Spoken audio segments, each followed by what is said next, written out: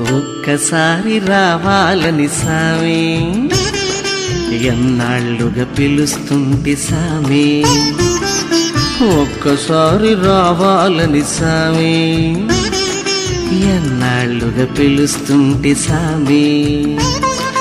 వేడి వేడి అన్నల్లో వెన్న పూసనే వేస్తా, వేడి వేడి అన్నల్లో వెన్న పూసనే వేస్తా. ఆవకాయ వడ్డించి పక్క నుండి తినిపిస్తా.